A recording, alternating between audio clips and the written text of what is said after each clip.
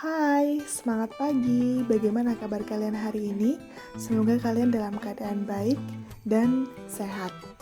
Pada pembelajaran kita kali ini, Budela akan menjelaskan tentang cara ngandharake pesan moral ing teks drama. Seperti yang biasa kalian keluhkan, kalian sering kesulitan untuk mencari pesan moral atau amanat dalam sebuah teks. Mari kita simak videonya. Pesan moral itu adalah amanat penulis, sedangkan amanat penulis adalah pesan dari penulis kepada pembaca atau pendengar agar pembaca atau pendengar mendapat inspirasi untuk menjadi orang yang lebih baik. Untuk dapat menguraikan pesan moral dalam cerita, kita harus melakukan beberapa tahapan. Yang pertama adalah membaca atau mendengarkan teks drama secara cermat dan utuh.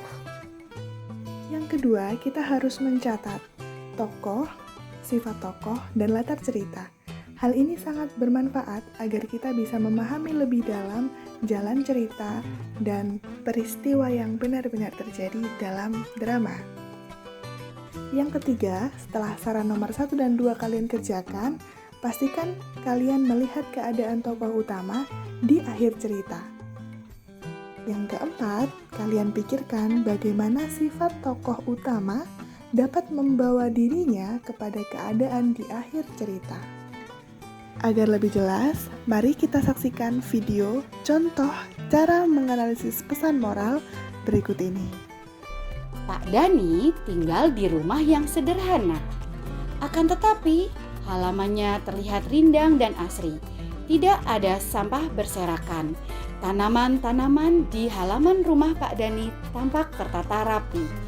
Kebersihan dan keindahan tersebut dapat tercipta karena kerjasama antar anggota keluarga.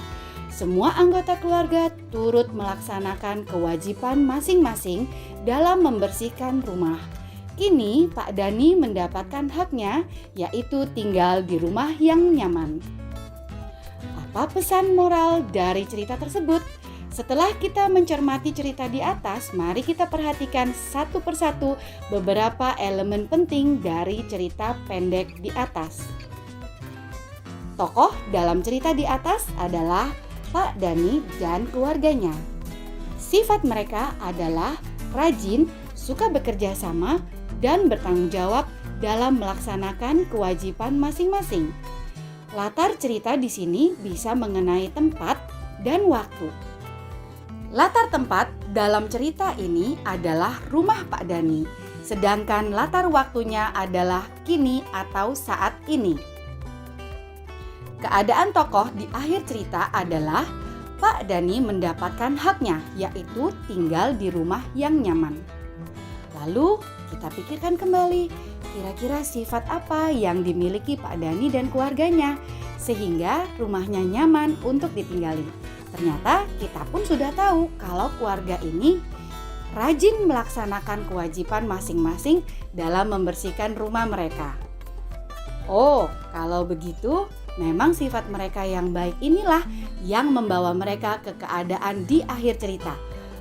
Pada saat Pak Dani mendapatkan haknya, yaitu tinggal di rumah yang nyaman. Maka pesan moral dari cerita tersebut adalah untuk mendapat hak tinggal di rumah yang nyaman, kita perlu melaksanakan kewajiban membersihkan rumah.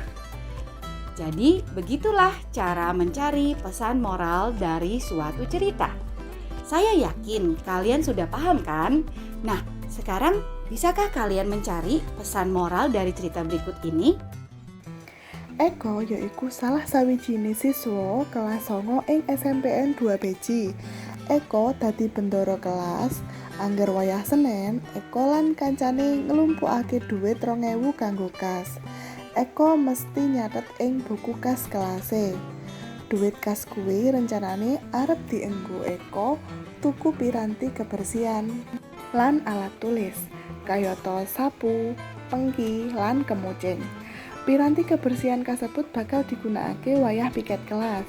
Tugas piket dilaksanakake kebak rasa tanggung jawab supaya bisa resik lan nyaman gawe sinau. Sawise kok waca lan kok pahami, saiki tulisen salah siji pesan moral saka cerita kuwi lan tulisen pesan moralmu kuwi ning Google Classroom sing wis disediakake. Aja lali nulis jeneng, absen lan kelasmu. Matur suwun. Wassalamualaikum warahmatullahi wabarakatuh.